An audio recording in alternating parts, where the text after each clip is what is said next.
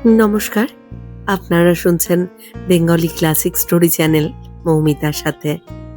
এই চ্যানেলে সকল শ্রোতা বন্ধুকে অনেক অনেক স্বাগত জানাই।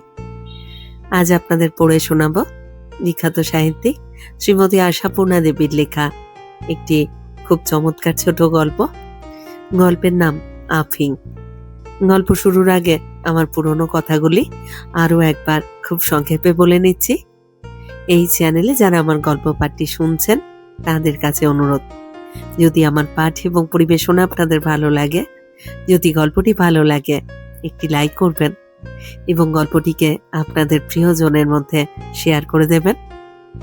আর এখনও যারা চ্যানেলটি সাবস্ক্রাইব করেননি তারা অবশ্যই চ্যানেলটি সাবস্ক্রাইব করে আমার সাথে থেকে নিয়মিত শুনতে থাকুন বাংলা ক্লাসিক গল্পগুলি। আর কথা বাড়িয়ে সময় নষ্ট করছি না, শুরু করছি আজকের গল্প আফিং। রূপের কথা কেউ ধর্তব্য ধরে না। সুমিতার মতো রূপ এ বাড়ির আনাচে কানাচে মেলে। সুমিতার বুড়ি বুড়ি দিদি শাশুড়িদের রং দেখলে এখনো তাক লেগে যায় লোকে, চোখ ঝলসে যায় শাশুড়ি ও শাশুড়িদের দেখলে। ননদরাও যে যেখানে পড়েছে সেখানেই সর্বসম্মতিক্রমে ডাক সাইটে খ্যাতি পেয়ে বসে আছে। এদের কাছে সুমিতা নিষ্প্রভ। সুধীরঞ্জন ওকে বাড়িতে নিয়ে এসেছে গুণের টিকিটে চড়ে। বিদেশে ঘুরে এসেও কি করে সুমিতা ওর চোখে পড়লো আর মনে ধরলো সেসব অনেক কথা। মোটের কথা, সুমিতার বাবা কোনোদিন সুধীরঞ্জনের মতো আকাশের চাঁদের দিকে হাত বাড়াবার কল্পনাও করেননি। কেউ বলল ভাগ্যের জোরে, কেউ বলল গুণের জোরে। সত্যি এমন গুণী বউ এ বাড়িতে আর কখনো ঢোকেননি। শুধু 3টে পাশ করা আর ইউনিভার্সিটির নাম করা মেয়ে বলেই নয়, রান্নায় আর মেয়েলি শিল্পে, ছবি আঁকায় আর কবিতা লেখায়, সমিতি গঠনে আর পত্রিকা পরিচালনে, সব দিকেই ওর সমান দক্ষতা, সমান নৈপুণ্য। তাছাড়া সুর সরস্বতীকে কণ্ঠে বহন করে এনেছে সুমিতা এ বাড়ির পথ চিনিয়ে। এদের বাড়িতে লক্ষ্মীর পাঁচালি পড়া ছাড়া স্বরকে সুরে রূপান্তরিত করবার আর কোনো পদ্ধতি কখনো শেখেনি মেয়েরা। এ বাড়িতে গানের চাষ হয় বৈঠকখানায়, অবাঙালি ওস্তাদদের মারফত বাগান বাড়িতে নাম করা বাইজিদের কণ্ঠে। বাড়ির ঝিবউ গান গাইবে এটা অচিন্তিত। সেই অচিন্তিত দুর্ঘটনা যখন ঘটল তখন চাপা ঝড় উঠেছিল বইকি একটা, কিন্তু ঝড়কে শান্ত করে এনেছে সুমিতা সেই সুরেরই মন্ত্রে। হ্যাঁ, শ্বশুর ভাসুর সম্বন্ধী ওরা আড়াল থেকে শুনে যথার্থ বিস্ময়ে স্বীকার করতে বাধ্য হয়েছেন। এমন নির্ভুল তালবান সম্বলিত উচ্চাঙ্গের গান গাওয়া কেবলমাত্র নামী ওস্তাদদের পক্ষেই সম্ভব। শাশুড়ি দিদি শাশুড়ির দল মুগ্ধ হয়েছেন কীর্তনের মধুর সুরে। দেবর আর নন্দাই জাতীয়রা অকুণ্ঠিত প্রশংসায় মুখর হয়ে উঠেছে নানা রসের গান শুনে। আধুনিক আর আবেন্দ্রিক গজল আর ভজন কিছুতেই খাটো নয় সুমিতা, খাটো হবে না এই তার পণ। তাই একটার পর একটা শিখেছে দ্রুত প্রতিভায়। ও মা, মেয়ে মানুষে বাঁশি বাজায় এই প্রথম দেখছি। সুমিতার এক বিস্তুত ননদ জাঁকি এসে বসল সুধীরঞ্জনের কাছে। বিয়ের সময়ও আসতে পারেনি, বিশেষ কি এক বাধায়। সুবিধে হতেই এসেছে মামার বাড়ি। এসে শুনল নতুন বউ 4 তলার ছাদে, শুনল নতুন বউ বাঁশি বাজাচ্ছে। শোনালো সুমিতারই এক প্রায় সমবয়সী খুড়শাশুড়ি। সর্বনাশ! বাঁশি! বাঁশি কি গো ছোট মামি? মিরোজা এসে ঢলে পড়ে। মেয়ে মানুষে বাঁশি বাজায় এ তো কখনো শুনিনি। ছোট মামি বাঁকা হাসির সঙ্গে উত্তর দেন, এখন কত নতুন জিনিস দেখবে শুনবে। এখুনি হয়েছে কি, এ বাড়ির হাওয়া বদলে গেছে। তাই দেখছি, তা হঠাৎ এরকম গাইয়ে বাজিয়ে লিখিয়ে পড়িয়ে মেয়ে আনবার শখ হলো যে মামাদের? মামাদের আর কই ভাই? তোমার ভাইয়েদের বলো। ভাই তো এলাহাবাদ থেকে এসে বলল, এমন মেয়ে দেখে এসেছি, হাজারে একটা মেলে না, বিয়ে যদি করতেই হয় ওই মেয়ে। হুমা, বলো কি গো ছোট মামি? এই বাড়ি ছেলে এত বেহায়া হয়ে উঠলো কবে থেকে? যবে থেকে তোমার নতুন বৌদিকে দেখলো। মুক্তোর মতো দাঁতে ঝিলিক মেরে হেসে উঠল বিদ্যুৎলতা। মিরাজ আঁচলে বাঁধার উপর কৌটো থেকে এক টিপ দোক্তা নিয়ে মুখে ফেলে বলে, দেখতে তো শুনলাম এমন কিছু নয়। সর্বনাশ, শুনছো না? বাজারে একটা। বিদ্যুৎলতা পানের ডিবেটা তাক থেকে পেড়ে এনে ভাগ্নির হাতে দিয়ে বলে, রং তো আমাদের অলুকার চাইতেও নিরেশ। অলকাই এই বাড়ির ময়লা মেয়ে। ও মা, তাই নাকি? বিরোজা যেন স্তম্ভিত। তাহলে ফর্সা কোথায়? নিহাতি মাঝারি। তা মুখ চোখ গড়ন পেটন। দেখো কিনা বাপু, আমি কেন বলে দোষের ভাগী হই? বলে উঠে যায় বিদ্যুৎলতা অন্য কাজের অছিলায়। বেশি বলতে আবার ভয় করে। বিরোজা মেয়েটি তো সোজা নয়। হেসে হেসে সব কথা শুনে নিয়ে কোন ফাঁকে টুক করে গিয়ে লাগিয়ে দেবে কাকে না কাকে। কথা বড় ভয়ানক দু অক্ষরের এই কথাটি। এতটুকু এদিক ওদিক হলো তো আর রক্ষে নেই। অমনি কথা সৃষ্টি হয়ে বসে আছে। কথার পাক চক্রে পাক খায় এ বাড়ির প্রত্যেকের জীবনধারা। অতি স্বচ্ছন্দ হবার উপায় নেই। কথার নুড়ি পাথরে ঠিক খেয়ে খেয়ে চলতে হয়, খুঁড়িয়ে খুঁড়িয়ে। স্বাচ্ছন্দ্য নেই বলে অনেক আবর্ত, অনেক সংকীর্ণতা। প্রত্যেকে ছোবল মারার চেষ্টায় ফনা উঁচিয়ে বসে আছে। বিরোজা সোজা উঠে গিয়েছিল ছাদে, আর বাঁশি কেড়ে নিয়ে হিড় করে টেনে নামিয়ে এনেছে সুমিতাকে। থাক, হয়েছে হয়েছে হয়েছে, রাধিকা ঠাকুরনকে আর বাঁশি বাজাতে হবে না। খ্রিস্ট ওদিকে ছটফটিয়ে মরছে যে।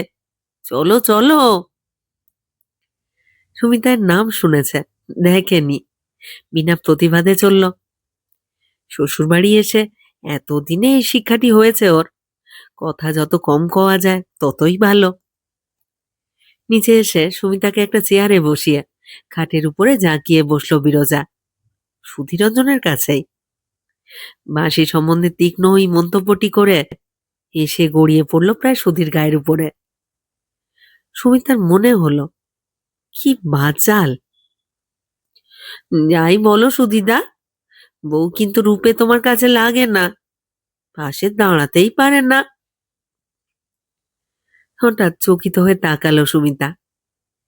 জালিদার একটা গেঞ্জি গায়ে দিয়ে বালিশের উপরে আধশোয়া হয়ে বসে আছে সুধীর, যেন আলো জ্বলছে। আশ্চর্য, আগে কি কোনোদিন এমন ভাবে লক্ষ্য করেনি সুমিতা? বোধহয় করেনি। ছেলেবেলা থেকে বরাবর নিজের সম্বন্ধে সার্টিফিকেট পেয়ে এসেছে, তাই তেমন করে খেয়াল হয়নি। নিজের মূল্য সম্বন্ধে যে মর্যাদাবোধ ছিল, হঠাৎ যেন আহত হলো। এমন স্পষ্ট করে তুলনা কেউ আগে করেনি। কালুয়াতি গান টান গাইতে পারে নাকি শুনলাম। হাহ, সব রকমই পারে। সুধীর মুখে কেমন একটা স্থূল আত্মপ্রসাদের হাসি ফুটে ওঠে, যেটা দেখে সুমিতার হঠাৎ মনে হয়, ছি, কি অশোভন। আর হঠাৎই ওর টুকটুকে ঠোঁটের হাসিটা দেখে মনে হয়, পুরুষ মানুষের পান খাওয়াটা কি বিশ্রী বেমানান। বিরোজা যেন শুধু হাসবে বলেই এসেছে, ও কারণে হেসে হেসে গড়িয়ে পড়বে। সব রকমই পারে। নাচতে তাও পারে বোধ হয়। মৃদু হেসে একটু চোরা দৃষ্টিপাত করে সুধীর সুমিতার চোখের আশায়। কিন্তু সুমিতা ততক্ষণে কঠিন হয়ে উঠেছে বিরোজার মন্তব্যে। তবে আর ভাবনা কি, কাজে কর্মে পুজো পার্বণে বাইজির খরচটা বাঁচিয়ে দেবে তোমার বউ। কি বলো? কি কুৎসিত, কি অমার্জিত। কিন্তু আশ্চর্য, সুধীর বিরক্ত হলো না, বিরক্ত হচ্ছে না, বরং ঘন্টাখানেক ধরে হাসি গল্প চালিয়ে যায়, স্থূল রসিকতার ভাষায়। কি বিশ্রী! সুধীররঞ্জনকে যেন আজ নতুন দেখলো সুমিতা। কই, এমন অমার্জিত, এমন গ্রাম্য তো মনে হয়নি কোনোদিন সুধীকে। এতদিন সুমিতার মহিমায় দ্বিগলিত ভক্তমূর্তি দেখেছে, সভ্য, সংযত, ভদ্র। সেটা কি আবরণ, চেষ্টাকৃত পালিশ? বিরজার উদ্দাম স্বভাবের হাওয়ায় উড়ে গেল সেই আবরণ, পালিশ গেল মুছে। না হলে বিরজার মতো এমন একটা বাচাল বেহায়া মেয়েকে শুধু সহ্য করছে কি করে?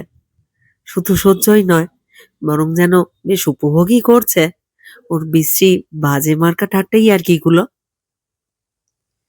ফুলশয্যার রাত্রে নতুন বউয়ের সঙ্গে ভাবটা কত দূরে এগোলো, এই কথা কোনো মেয়ে যে কোনো ছেলেকে জিজ্ঞেস করতে পারে, তাও এমন একটা নগ্ন নিরাবরণ ভাষায়? ভাবতেই পারে না সুমিতা। অবশ্য এটা সুমিতারই অজ্ঞতার বাড়াবাড়ি। কজন মেয়ে ওর মতো বয়সে এমন অনভিজ্ঞ? কে ওর মতো বাস করে সুরের স্বর্গলোকে? সবচেয়ে অপূর্ব, সব থেকে বিভ্রান্তিকর সমস্ত বয়সটা কে কাটিয়ে দেয় কৃতিত্বের স্বর্ণচূড়ার পানে তাকিয়া? বিরজার মতো মেয়েই বেশি। সুমিতা তা জানে না, তাই আহত হয়। আহত হয় স্বামীর পরিতৃপ্ত মুখ দেখে।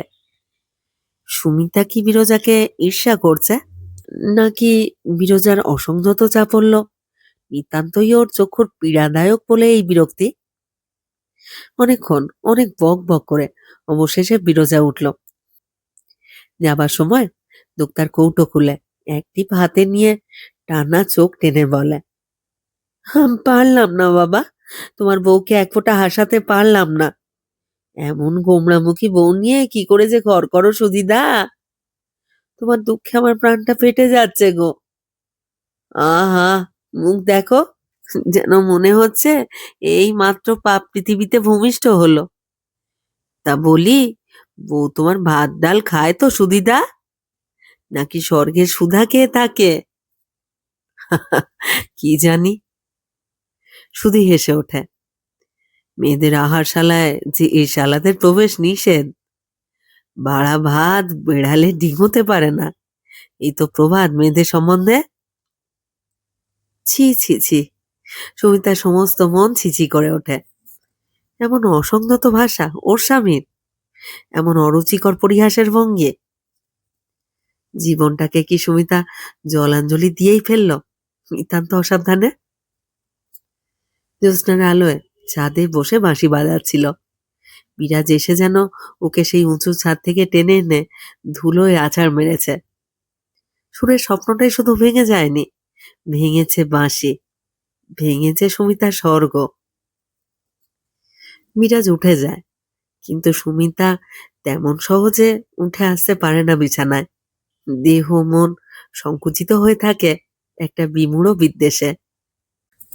সুধীর আহ্বানে উঠে যদি বা যায়, নিজেকে গুটিয়ে কঠিন হয়ে পড়ে থাকে একপাশে। কিছুতেই ভুলতে পারে না সুধীর পান খাওয়া মুখের মাত্রাতিরিক্ত হাসি, অসংযত রসিকতা, বিরজার আঁচল থেকে কাড়াকাড়ি করে দোক্তা খাওয়া। কি হলো, কি হলো তোমার আজ? সুধীরের কণ্ঠে আজ যেন ঈষৎ প্রভুত্বের সুর। হলো কি শুনি? কি হবে? নিতান্ত শ্রান্ত স্বর সুমিতার। কি হবে তা তুমিই জানো। বিরজার সঙ্গে একটাও কথা বললে না কেন? কি কথা বলবো? সেটা কি আমি শিখিয়ে দেব নাকি?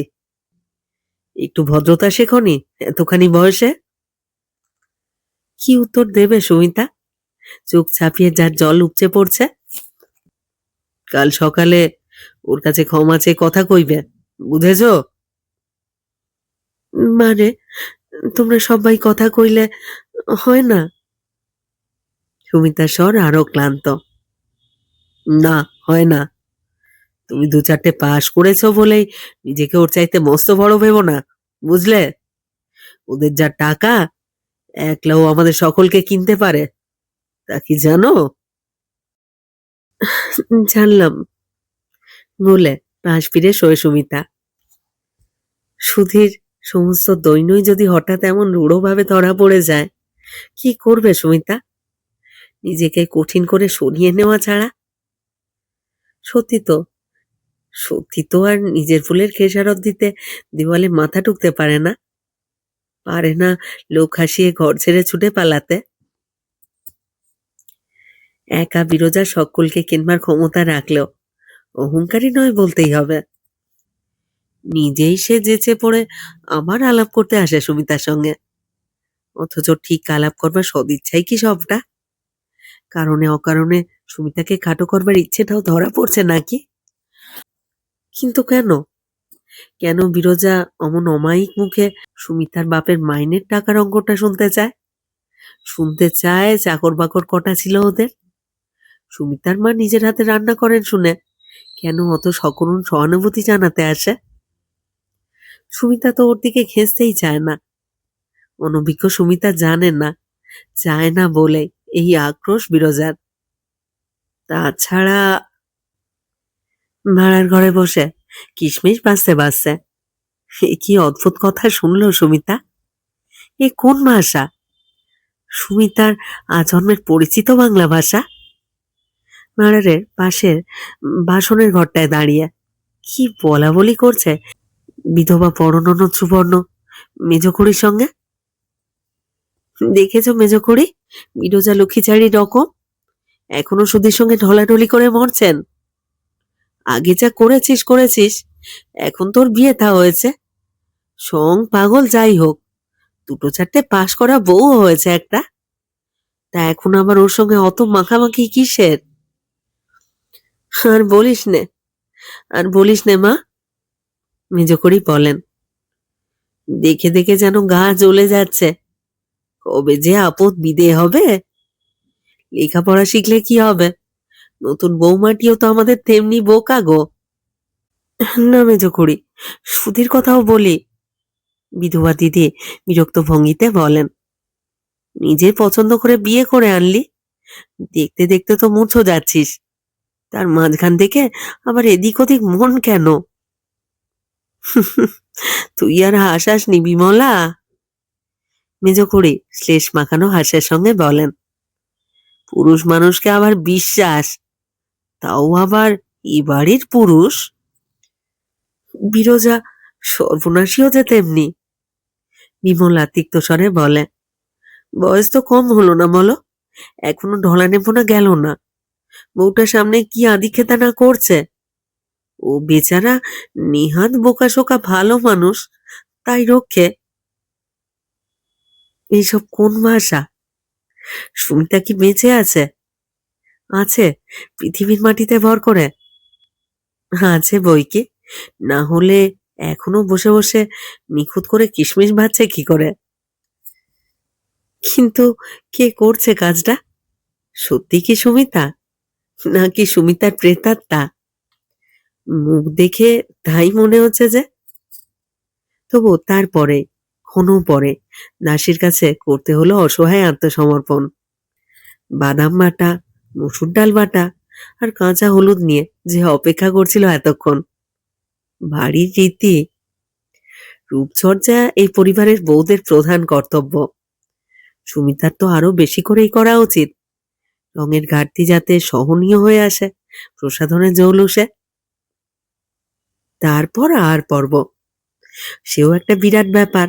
প্রকাণ্ড দালান অলঙ্কৃত করে যে নারী বাহিনী উক্ত পর্ব সমাধা করতে বসবেন, দেখলে মনে হয় না জগতে আর কোনো কাজ আছে তাদের, আছে কোনো ব্যস্ততা। গাল গল্পে সমুদ্র ভয়, বেলা গড়িয়ে গিয়ে বিকেল বেলায় থাকে, আসন ছেড়ে উঠবার উপায় নাই, পার্শ্ববর্তিনীদের পক্ষে সেটা অপমান। কি অসহ্য পরিবেশ! তবু তবু সহ্য হয়ে যায়, সহ্য হয়ে যায় রাত্রি আসে বলে। যে রাত্রি আসে এই ক্লান্তিকর দিনের পুরস্কার বহন করে। অনেক রাত্রে যখন সংসারের চাকা ক্লান্ত হয়ে ঝিমিয়ে আসে, থেমে পড়তে চায়, তখন তখন আছে 4 তলার চাঁদ, আছে মাতৃস্নেহের মতো নিবিড় স্নিগ্ধ অন্ধকার, আছে বন্ধুর হাসির মতো কোমল উজ্জ্বল জ্যোৎস্না, আছে কণ্ঠ, আছে যন্ত্র। প্রথম প্রথম সকলকে গান শোনানোর তাগাদা ছিল বেশি, এখন সে কথা প্রায় ভুলেই গেছে লোকে। মনে করে খেয়াল করে কেউ আর শুনতে চায় না। একাই সুমিতা উঠে যায় ছাদে, বাজায় যা খুশি, গুনগুন করে গায় প্রিয় গানের 2-1 কলি। নিচের তলায় তখন ওকে উপলক্ষ করেই যে উদ্দাম সমালোচনার তীক্ষ্ণ ব্যঙ্গের ঝড় বয়, তার কিছুই টের পায় না বেচারা। কি করে জানবে এলাহাবাদের বিখ্যাত মেয়ে সুমিতা রায় এখানে এসে খ্যাত হচ্ছে নিরেট বোকা, সং আর পাগল বলে? এ যুগে যে এখনো এমন বাড়ি আছে, তাই কি ছাই জানেও? কেউ তো বুঝিয়ে দেয় না ওকে। আর কেনই বা দেবে? সবাই যে প্রতিপক্ষ। এই বাড়ির বউয়ের হাতের আঁকা ছবি সগৌরবে বিরাজ করবে বৈঠকখানায়, এ বাড়ির বউয়ের কণ্ঠস্বর পৌঁছবে শ্বশুর ভাসুরের কানে। এ তো বড় অবিচার। অনায়াসে মেনে নেবে বাড়ির অন্য বউয়েরা? এটা আশা করা অসঙ্গত। বোঝাতে পারত সুধীরঞ্জন, কিন্তু সে চায় না। অনেক আরাধনায় পাওয়া রাত্রির সময়টুকু তুচ্ছ সাংসারিক কথার কাজে লাগাতে। সে অনেক রাত্রে বৈঠকখানা থেকে ফিরে উঠে আসে ছাদে, ঘড়ির খবর জানিয়ে আবেদন জানায় নিচে নামার। তখন চমক ভাঙে সুমিতার, লজ্জায় লাল হয়ে ওঠে। হয়তোবা সেই লজ্জারই খেসারত দিতেই নিজেকে নিঃশেষে সমর্পণ করে দেয় সুধীর উদ্দাম আবেগের কাছে। ইউনিভার্সিটির নাম করা মেয়ে সুমিতার, উনি ওস্তাদের আদরের ছাত্রী সুমিতার বর্তমান জীবনেই এইভাবেই আবর্তিত হচ্ছে দিন আর রাত্রির চক্রপথে। প্রাণহীন নিরুত্তাপ দিন, মোহময় বিহবল রাত্রি। সেই রাত্রির আশ্রয় গেল ভেঙে, আশ্রয় হারা হয়ে গেল সুমিতা। তবে আর সুমিতা তিষ্ঠবে কি করে এখানে? কেন ফিরে যাবে না শান্তিময় কুমারী জীবনের শীতল ছায়ায়? সুধীর জ্যাঠামশাই সুমিতার বাপকে বললেন, এভাবে নিয়ে যেতে চান যেতে পারেন, কিন্তু মনে রাখবেন আবার ফিরে আসা কঠিন হবে। সুমিতার বাপ অল্প হেসে বললেন, সে দুশ্চেষ্টা করবই বা কেন অবিনাশ বাবু? কঠিন কাজকে আমি বড় ডরাই। হুম, তাহলে তো মনস্থ করেই এসেছেন। যাক, ফুরফুসের টাকা পাঠানো হবে নিয়মিত। এ বাড়ির বউ পরান্ন ভোজন করে না কখনো। সুমিতার বাপ তেমনই মৃদু হেসেই বলেন, কে যে পর আর কে যে আপন সেটা নির্ণয় করাও তো একটা সমস্যা অবিনাশ বাবু। অনুগ্রহ করে ওটা পাঠিয়ে আর আমার কাজ বাড়াবেন না। কুটিল হাসির সঙ্গে অবিনাশ বাবু বলেন, ও, তার সামাজিক বন্ধনটুকুও যদি অস্বীকার করতে চান তো আলাদা কথা। অবশ্যই অসুবিধে আপনার হবে না। বিদ্বান মেয়ে আপনার উপার্জন করে খেতে পারবে। আচ্ছা বেশ, নমস্কার। যাবার সময় সুধীর কিন্তু কোনো পাত্তা পাওয়া গেল না। গাড়িতে উঠে দেবেশবাবু সস্নেহ মমতায় মেয়ের পিঠে হাত রেখে বলেন, এই 7-8টা মাস কি করে যে এই চামারদের ঘর করেছিস মা? বাপের কোলে মাথা রেখে ঝরঝর করে কেঁদে ফেলল সুমিতা। উত্তর দিতে পারল না। দেবেই বা কি করে? এবারে চৌকাঠ ডিঙিয়ে বাইরে এসে নিজে যে অবাক হয়ে যাচ্ছে সুমিতা, এই সুদীর্ঘ সময়টা এখানে কাটিয়ে গেছে ভেবে। যে কাটিয়ে গেল সে কি সুমিতা? সুমিতাকে তার চিরভ্যস্ত মার্জিত পরিবেশের মাঝখানে প্রতিষ্ঠিত করে দিয়ে নিশ্চিন্ত হয়ে বিদায় নিতে পারত লেখনী। নিজের হাঁপ ফেলে সুমিতাকে হাঁপ ফেলবার অবকাশ দিয়ে প্রতিষ্ঠিত করে দিয়ে যেত, যেখানে আছে সকরুণ স্নেহ, অনাবিল প্রীতি, আছে সশ্রদ্ধ বন্ধুত্ব। সেখানে বজায় থাকবে ওর মর্যাদা। নিরুত্তাপ বিষাদ দিন, ক্লেদাক্ত অসহনীয় রাত, যার কোথাও নেই ভয়াবহ অন্ধকারের স্তূপ। সেখান থেকে বিদায় নিল সুমিতা। সেই তো নিশ্চিন্ত ছুটি কলমের, কিন্তু হলো কই সে ছুটি? এখানে এসো হাঁপ ফেলার বদলে যে হাঁপিয়ে ওঠে সুমিতা। মনে হয় যেখান থেকে বিদায় নিয়ে গিয়েছিল ওর সেই পরিচিত জায়গাটা কোথায় যেন হারিয়ে গেছে। এই ছোট্ট বাড়ির মাপাজোপা সংসারে ওকে যেন আর হাঁটছে না। মনে হয় বাড়িটা কি ছোট, জীবনযাত্রার আয়োজনগুলো কি অকিঞ্চিতকর, সুদীর্ঘ দিনটা কি অর্থহীন। তাই কলমটার আর অবসর নেওয়া হয়ে ওঠে না, কারণ সুমিতা নিজেই তাকে পেড়ে নিয়ে বসেছে। মসৃণ কাগজের বুকে যথেচ্ছ আঁক কেটে চলেছে মধ্যরাত্রির নির্জনতা সুযোগে। আকাশ ভেঙে বৃষ্টি নেমেছে, চলেছে ঝড়ের মাতামাতি। দরজা জানলার কপাটে কপাটে কে যেন আছাড় খেয়ে মরছে। বাতাসে বাতাসে তার আর্তস্বর। সেই অদ্ভুত আর্তস্বরে অবশ হয়ে আসছে দেহের প্রতিটি স্নায়ু শিরা। দুর্বল হয়ে উঠছে মন। স্নেহ আর প্রীতি, মর্যাদা আর সম্মান ছায়ার মতো মিলিয়ে যাচ্ছে তার মূল্যবোধ। চকিত বিদ্যুতের আলোয় যা স্পষ্ট প্রখর হয়ে উঠছে সে একটি বিদ্যুৎ আলোকিত প্রকাণ্ড ঘর। সেই ঘরের সঙ্গে মানান করা উঁচু পালঙ্কের উপর শয্যার সমারোহ। সাটিন ভেলভেট লেস চিকনের ভারে ভারাক্রান্ত। সে শয্যা যেন সুমিতার এই অনাড়ম্বর শীর্ণ একক শয্যাকে তীব্রভাবে ধিক্কার দিচ্ছে। কিন্তু আলো জ্বলছে কি শুধু ঘরের সিলিং এ? বিছানার উপর জ্বলছে না? চোখ যে ধাঁধিয়ে যাচ্ছে। সেই আলোয় গড়া মূর্তির আগুন রঙা বিহ্বল দুটি বাহু, যাকে উদগ্র আগ্রহে বন্দি করে রেখেছে। সে কে? সে তো সুমিতাই। তবে কেন সুমিতা এই আকর্ষণহীন অর্থহীন মৌন শয্যার উদাসীন বক্ষে বিসর্জন দেবে নিজেকে? সামান্য অভিমানে জীবনটা করবে বাজে খরচ? কেন সমস্ত দ্বিধা কাটিয়ে টেনে নেবে না কাগজ আর কলম? কেন রচনা করবে না নিজের ভাগ্যলিপি, যে লিপি নিজের হাতে ছিঁড়ে এসেছে অসতর্ক অবিবেচনায়? তাই মধ্যরাত্রির নির্জনতার সুযোগে, সংকোচ গুটিয়ে দেওয়া ঝড়ের আড়ালে চিঠি লিখতে বসে সুধীকে। ভয়ানক মন কেমন করছে, ভয়ানক মন কেমন করছে। অনেক বিদ্যের ছাপমারা শৌখিন সাহিত্যিক ভাষায় নয়, হিনিয়ে বিনিয়ে মেয়েলি ভাষায়। এছাড়া অন্য ভাষা বোঝবার ক্ষমতা যে সুধীর নেই, সেই সত্যটা তো অজানা নয় সুমিতার। ভয়ানক মন কেমন করছে গো।